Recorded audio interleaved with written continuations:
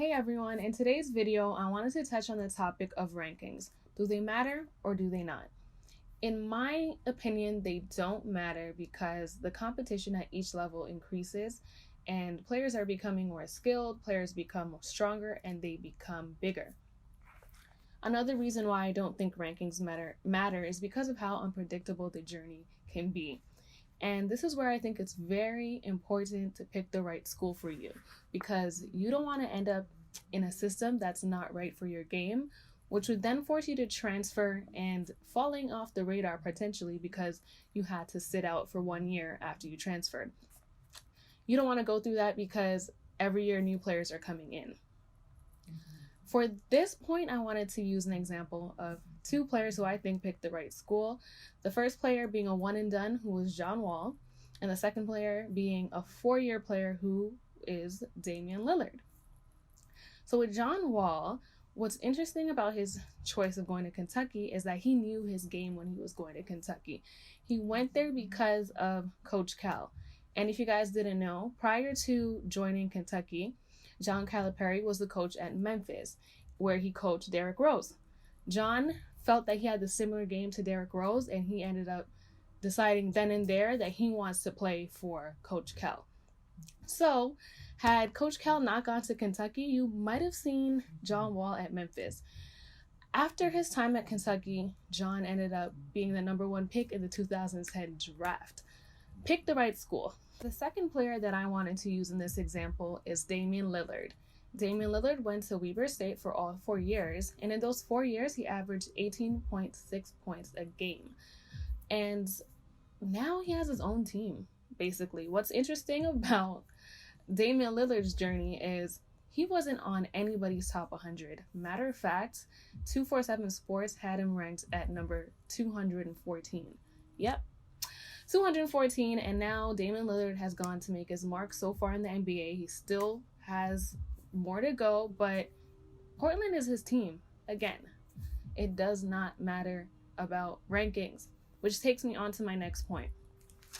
It's really not where you start, but it is where you finish. When you get to college, you are starting over. What you did in high school, you have to back it up. And same goes on with the next step. When you decide to be a pro player, what you did in college, you have to back that up. You have to keep performing. You have to keep playing well. For this point, I wanted to use Kawhi Leonard and Khris Middleton. In 2009, Kawhi Leonard was ranked number 56 out of 100. Now Kawhi is a 2-time champion, 2-time finals MVP, and he has other accolades to go with his name. It's not where you start, but where you finish. Next is Khris Middleton, who was ranked number 82 in 2009 out of 100. Khris Middleton is a familiar name, especially if you're a basketball fan, and he has a vital role on the Bucks. My next point now I feel like is really important. I want you as players to ask yourself what your goal is. Where do you want to be? Do you want to be an NBA player, or do you want to be a successful pro player, just have a steady pro career? Because that will determine how you move forward. And it's really important to keep good people around you, people that want to see you succeed as a player, and people who are going to be there during your toughest times. Because if it gets tough, some people end up disappearing and whatnot. So keep good people around you and keep doing the work, because it does not get easier. To wrap up this video, I wanted to do a player case study. I'm going to use Quinn Cook because he's a perfect example of somebody who was ranked and who had a pretty good high school career and college career, but when it came to the pros, it was an unpredictable journey. So Quinn Cook, he went to 2 powerhouse high schools in DeMatha and Oak Hill. Following Oak Hill, he went to Duke for all 4 years, and in his senior season, he won a championship. I personally thought from that senior season he was going to get drafted. So when the 2015 draft came, Quinn Cook went and drafted, and that was a shock to me. Now his journey after not going drafted is where the real work starts. Quinn Cook spent some time with the Cavs, but mainly with their D-League affiliate Canton Charge, where he put in work and he put in numbers. You guys can check the stats for that. Following that, he spent some time with the Dallas Mavericks, got waived, He spent some time with the Pelicans, where I thought he was going to secure a deal, but he got away from the Pelicans as well.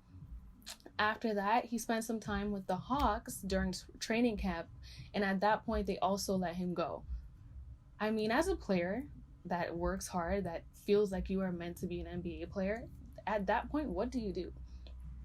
Luckily, and I mean, I feel like it's a testament to all the work that Quinn Cook put in, he got a deal with the Warriors. And with that, he was able to win a championship with the Warriors.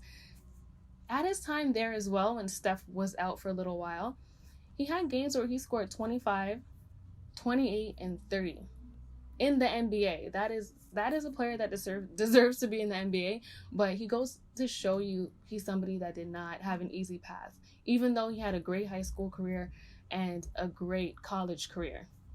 Keep doing the work, guys. It does not get easier. And if you made it this far in the video, make sure to like, make sure to comment and subscribe. I'm going to leave a question in the comments just so that you can add your opinions onto this video. And lastly, follow me on my Instagram at itscjolie. I actually posted rankings on that page of to just show that it doesn't matter if you're ranked or not. You have to keep working. Thank you.